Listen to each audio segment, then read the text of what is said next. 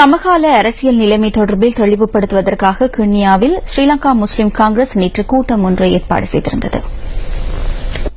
உங்களுக்கு தெரியும், திருகோணமலை மாவட்டத்தில் ஆரம்பத்தில் 2 தொகுதி மாத்திரமே இருந்தது.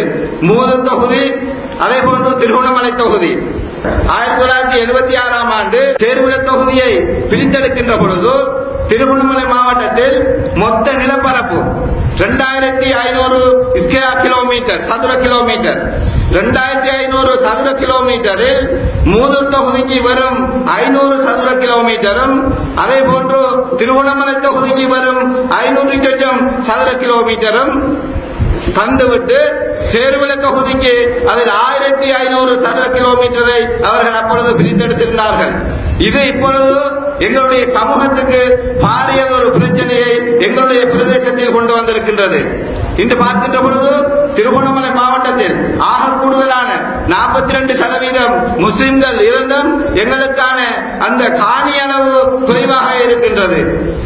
ஆனால் அவர்கள் வெறும் 3ஆம் இடத்தில் பெரும்பான்மையின சமூகம் இருந்தாலும் அவர்களுக்கு சேர்வல தொகுதியில் 1500 சதுர கிலோமீட்டர் இருக்கின்றது. இப்படி இந்த நிலைமையை அப்பொழுது 1976ஆம் ஆண்டு அந்த செய்தியை ஸ்ரீலங்கா முஸ்லிம் காங்கிரஸ் போன்று சமூகத்துக்காக பேசுகின்ற ஒரு கட்சி அன்று இருந்திருந்தால் நான் நினைக்கின்றேன் இந்த தவறு நடந்திருக்காது. இன்றைய அரசியலமைப்பு மேற்கொள்ள இருக்கின்ற இந்த சந்தர்ப்பத்தில் குறிப்பாக நாங்கள் பலமாகின்ற பொழுதுதான் கட்சி பலமாக இருக்கின்றது என்று அறிகின்ற